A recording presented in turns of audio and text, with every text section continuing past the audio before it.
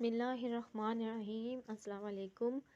کھیر بناتے وقت دودھ بہت جلد نیچے لگتا ہے، اس لگے دودھ سے کھیر کا ذائقہ خراب ہو جاتا ہے۔ جب بھی آپ کھیر پکائیں پہلے برتن میں تھوڑا پانی ڈال کر ابال لیں، پھر پانی پھینک دیں، پھر اس برتن میں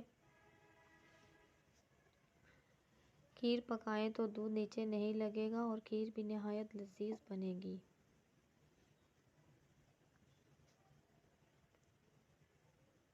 اگر بال وقت سے پہلے سفید ہونا شروع ہو جائیں تو دن میں کسی وقت 1 پاؤ دودھ میں 10 قطرے روغن بادام کے ملا لیجئے اور حسب ذائقہ چینی ملا کر پی لیں۔ کچھ عرصہ استعمال سے بال سفید ہونا بند ہو جائیں گے اور سفید بال بھی دوبارہ سیاہ ہو جائیں گے۔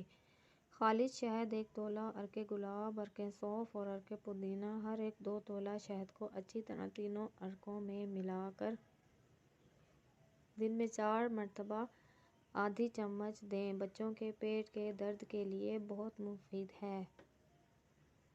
کینسر خواہ کسی بھی قسم کا ہو، 1 کلو زیتون کے تیل میں 100 گرام ہلدی پکا کر جلا کر چھان کر رکھ لیں۔ ہر غذا کے بعد میں قطرے پی کر نیم گرم پانی پی لیا کریں، انشاءاللہ مرض ختم ہوگا۔ 6 گرام اجوائن روزانہ کھاتے رہنے سے گردے اور مثانے کی پتھری باہر نکل جاتی ہے۔ گنے کا رس پینے سے بھی یا ویسے ہی گنا چوسنے سے بھی پتھری ٹوٹ ٹوٹ کر باہر نکل آئے گی۔ بالوں کی جڑوں میں نیم گرم زیتون کا یا تل کا تیل انگلیوں کے پھولوں سے اچھی طرح جذب کرنے کے بعد بالوں میں 2 عدد کیلے جو اچھی طرح گھٹے ہوئے ہوں سر میں اچھی طرح مل لیں۔ کچھ ہی دیر بعد نیم گرم پانی سے دھو لیں، انشاءاللہ نرم و ملائم اور مضبوط بال ہو جائیں گے۔ 1 کپ قہوے میں موجود کیلشیم کا خزانہ۔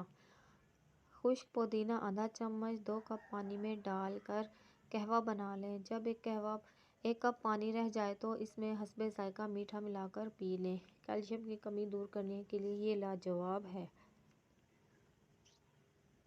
ویڈیو اچھی لگی ہو تو چینل کو لائک اور سبسکرائب کر دیجئے۔ اللہ حافظ۔